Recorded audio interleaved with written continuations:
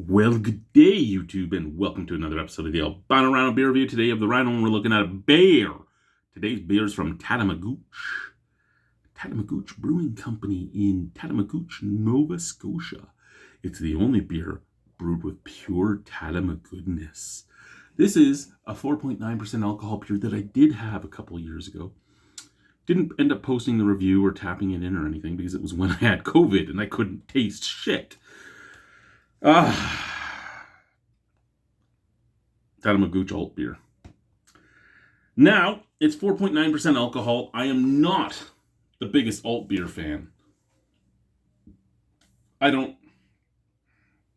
have a hate on for alt beers or anything, but I'm not the biggest alt beer fan. Sorry, I'm just getting the Untapped ready for it. And again, there's nothing wrong with an alt beer. It always was just a little too boring for me, but I haven't had an alt beer in so long, and I'm finding that I'm getting involved with the boring beers now. I'm like, oh yeah, the boring beers are the way to go. So I don't know. So there's 44 people that have tapped this in. Really, only 44.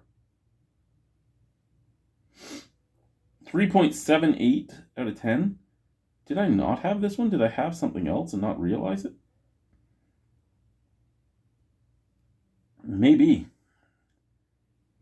I thought I had this, but I had something else because Greg Bylog had this, but he had it in June, so maybe this is a fairly new beer. So I have one friend that's had it, and they gave it a 3.5 out of 5. 44 people in total have tapped it in, 3.76 out of 5. Okay, and we don't really have a write-up or anything. This must be a fairly new. I must have 9 people monthly. I must have had something else and just not realized it. I thought it was this. What else? Maybe the Dusk? The Shores beer? Maybe it was the Shores beer? It was something dark and in a small can, and I was sure it was this, but apparently not.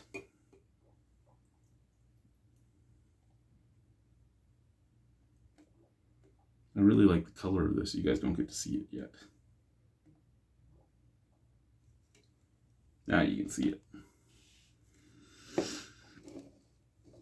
That is kind of what I'd expect from an alt beer. And again, I haven't had it. You can see my hand, so it's not hazy crazy, but it is crystal clear. But it's such a deep amber color that it doesn't look quite as clear as it is. Slightly off white, almost to the mocha variant for the head. We still have quite a bit in the can. All my beers have headed up quite a bit tonight. Maybe it's because I went like 3.5 weeks without doing a review, so I lost my touch.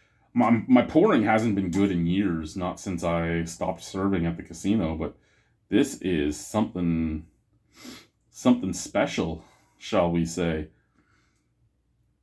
Yeah.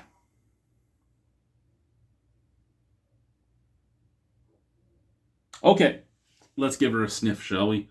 We'll start with the can. Ooh. Coppery, roasty.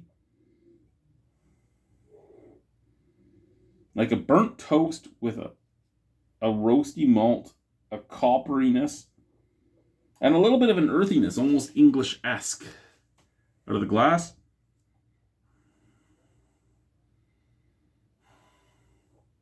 Out of the glass, I'm getting the copperiness, and I'm getting the earthiness, but not really anything else.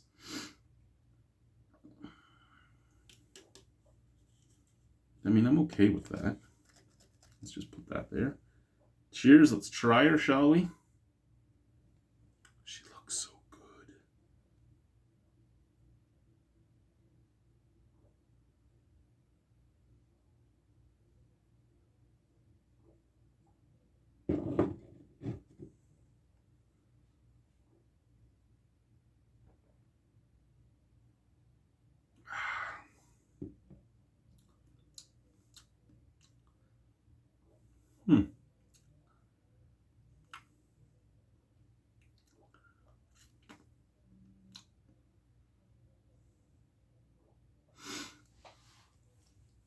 I don't.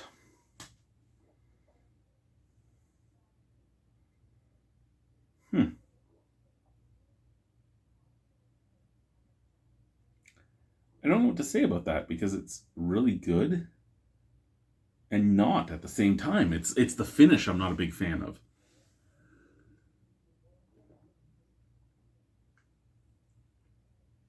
Medium bodied,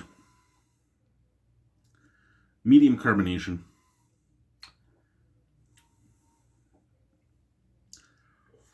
A roastiness that starts at the beginning and goes to the end.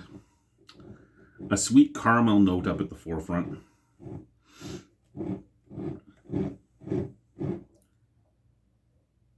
That's really good. That's all I can say about it. It's really good. I mean,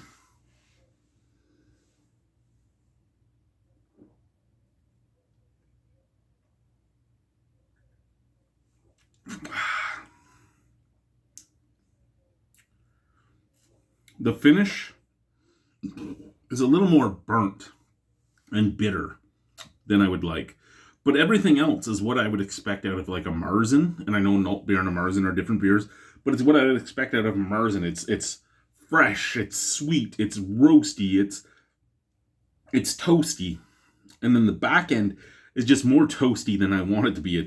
It's burnt almost. It's bitter burnt on the back portion and so fucking beautiful all up front. It's a good beer.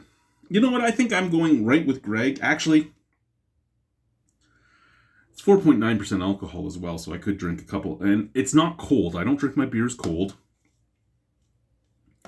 So I will give it a 7.5 or a 3.75 out of 10. And, well, a 7.5 out of 10. And on Untapped, I'm going to rank it in at 3.75. Anyway, guys, thank you very much for watching Tatamagouche Altbier.